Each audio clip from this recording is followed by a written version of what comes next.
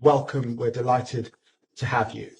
And in a sense, this is an indication of the long-standing bonds that exist between our two countries. I know that you personally have spent lots of time in the United Kingdom, and you know that I've spent lots of time in the US, and I'm very, very fond of the country. Our bilateral relations are in a wonderful place, having struck our economic prosperity deal and working hard on a new technology partnership, which will be very, very exciting indeed. Today, of course, we will be discussing the developing situation in the Middle East and in Gaza, which is of great concern, and of course the ongoing war in Ukraine and our desire to see that come to an end.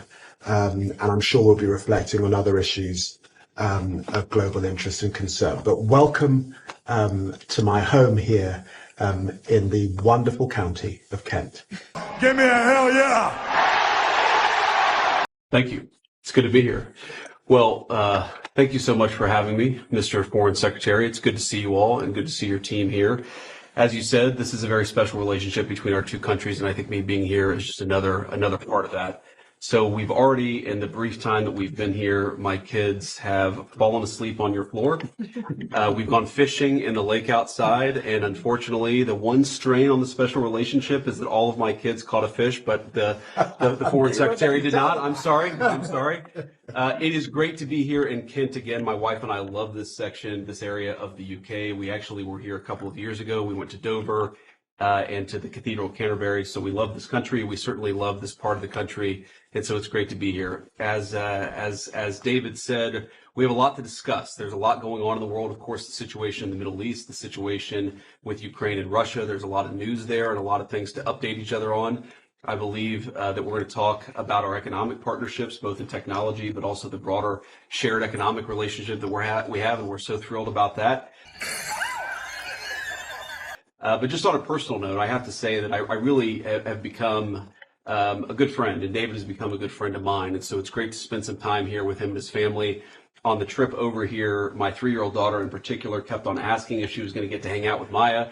The answer, happily, was yes. And you've been very, very gracious host to me and the whole family. So we're very grateful to that. And to the people of England, I really love this country.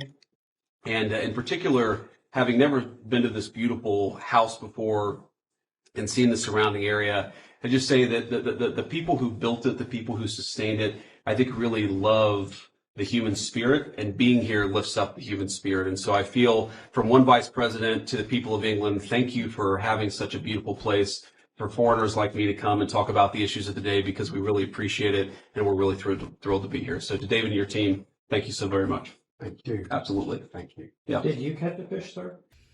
I'll be damned. I caught a few, actually. Yeah, I don't want to brag, but we did okay. Good friends.